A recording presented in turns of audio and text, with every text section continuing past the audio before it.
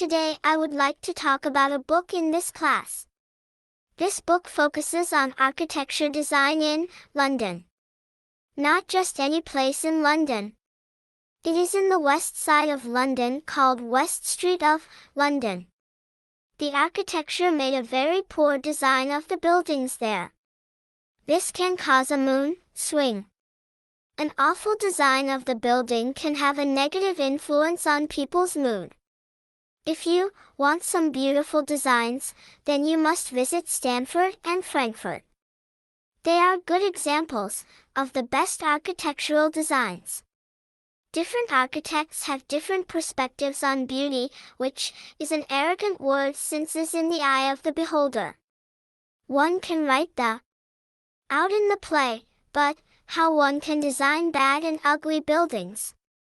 Well, it is difficult for architects to realize about architectural design.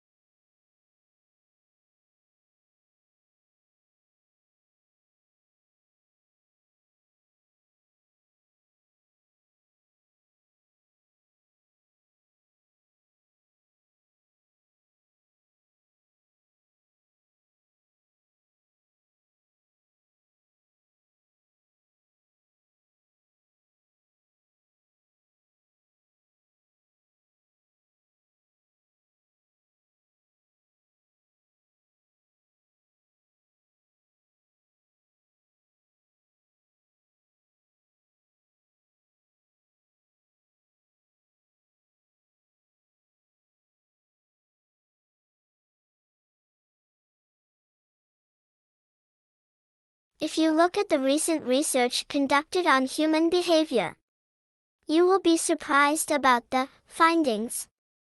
It is said that there is a correlation between human behavior and our physical feature. It was believed that genes are the only factor that determine the physical appearance. This includes height and hair color. However, the recent study showed that behavior is also another factor that can change height and hair color. The findings in the study further state that a person's habits can change the physical features of human. These findings have tremendous impact on scientific fields such as biology, psychology, sociology, and neuroscience.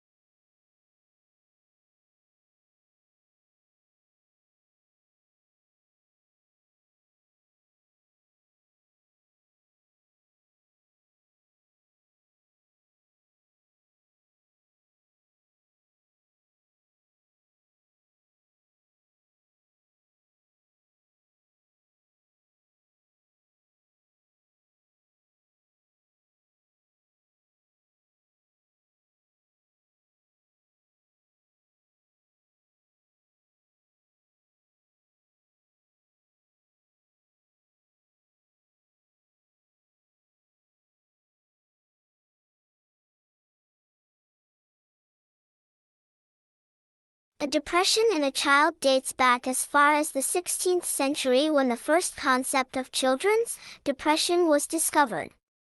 A research was taken at that time to find out what happened to children who suffer from depression. The study revealed that the dramatic increase in children depression can increase the risk of life. For example, long-term illness such as diabetes and heart disease are caused by depression. One of the studies shows children with depression behave differently and respond differently to medical treatment. This is why many specialists have tried to bring a cure, but no one found a perfect medicine. It is quite rare that children suffer from depression, but in the recent study, the number has dramatically increased. Nowadays no one doubt about children depression. It has become a common sickness in a child. Children's depression is still a puzzle for scientists and specialists and needs to be resolved sooner than later.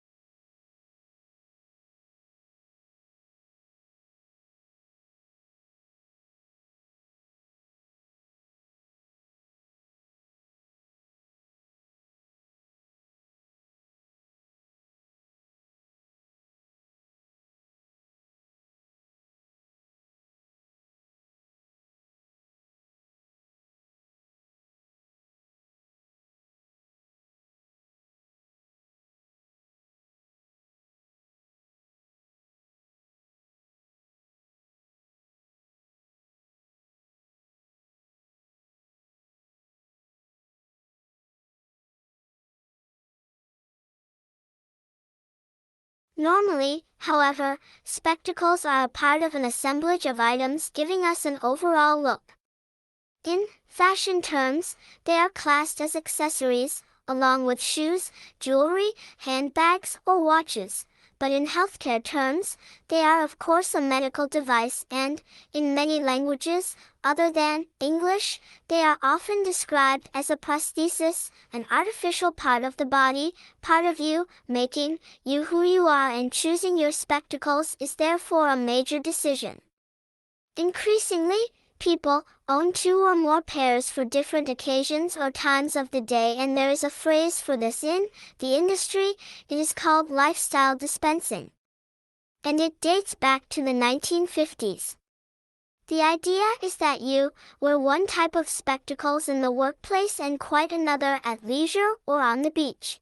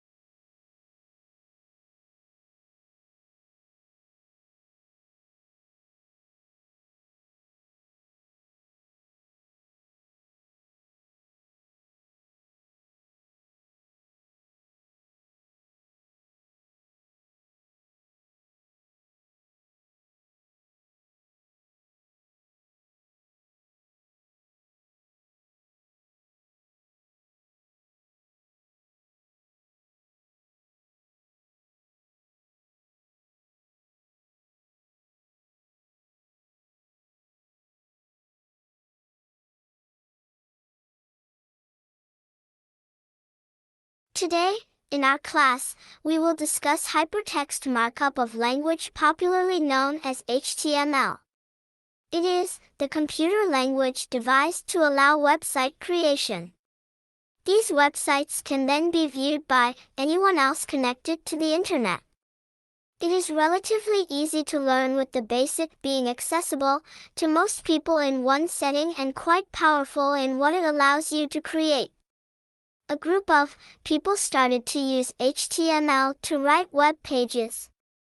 These group of people did it without advertisement, but only because they enjoyed it. Because of them today, we have access to web pages.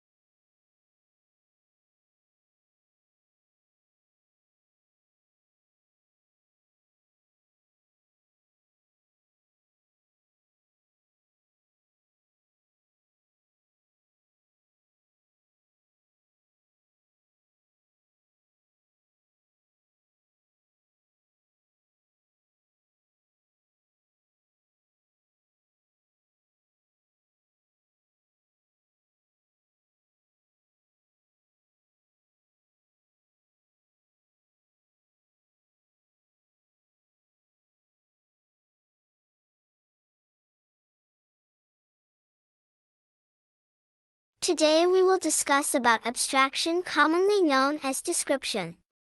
There are two methods of description. These are symbolic language and body language. The abstraction is an important part for developing a computer. This is originated from the symbolic system in a computer system. The origin of symbolic system was developed when people tried to communicate with each other. The symbolic language took communication to wider people and its popularity grew.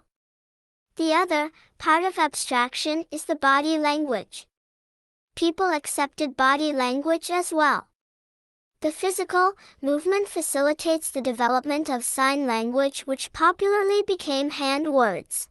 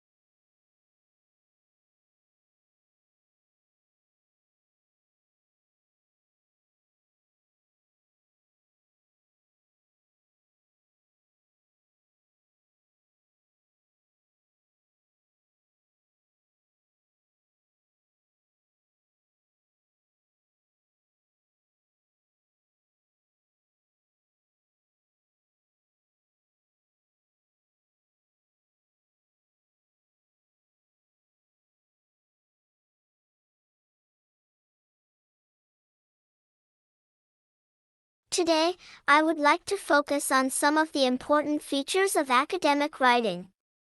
The quality is the first most aspect of any writing. When you write about history, you need half the same quality as journal writing. They are both similar. When you are writing academic and journal papers, you might consider some of these factors. Both require resources and evidence as well as writing style. Furthermore, the attention of logic in writing is also important. One thing that puzzles me is that there is no clear connection between history and journal writing, but somehow they are so much alike.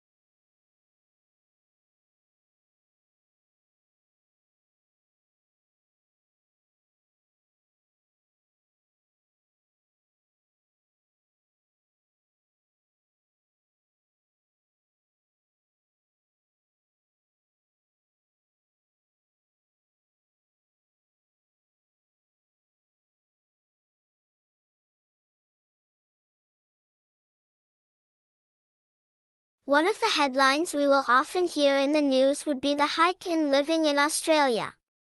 We have seen Australian housing price has increased dramatically in the recent years. Australians have witnessed an uninterrupted economic growth over the past 15 years, and it will continue in the later years as well. So what has driven this growth? There are three main factors. Firstly, the rate of mortgage by the bank has halved. This encouraged everyone to borrow money from the banks and buy a house. Secondly, people have more purchasing power than ever before, which simply means housing has become more unaffordable for the Australian residents.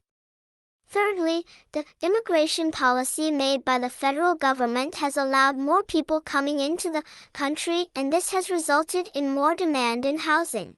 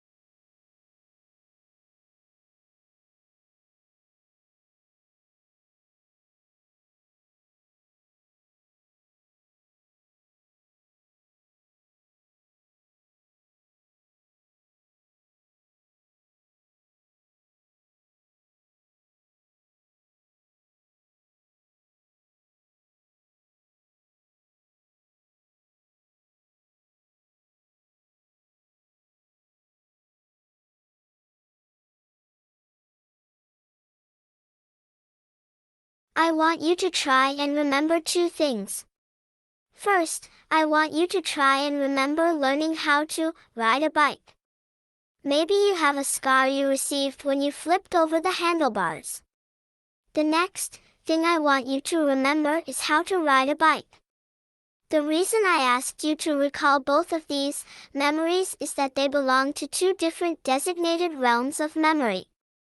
Memory is a fluid and dynamic system that is exceedingly complicated. To this end, psychologists have attempted to divide memory up to make it easier to study. There are two main categories. Explicit memory is a memory that can be intentionally and consciously recalled. This is your memory of riding a bike, of falling over the handlebars and skinning your knee. The other is implicit memory, which is an experiential or functional form of memory that cannot be consciously recalled. This is your memory of how to ride a bike or how to balance. These are often not tied to a visual memory but are more like muscle memory. Let's look at explicit and implicit memory in a little more detail and see how age influences these. Again, an explicit memory is a memory that can be intentionally and consciously recalled. It has been typically divided up into two main categories itself: episodic memory, a personal event that can be recalled; semantic memory are facts and figures which can be recalled. Episodic memories, unlike episodes of a TV series that is all about you. You can recall the episode of the first time you asked someone else, the first broken bone you had, and what you ate for breakfast. It is an experimental or functional form of memory. Explicit memory consists of a great deal of highly personal memories related to time, space, and people. It is totally different from implicit memory. Now, if we look at the examples of explicit memory, it includes remembering people's birthdays and answering multiple questions on the test.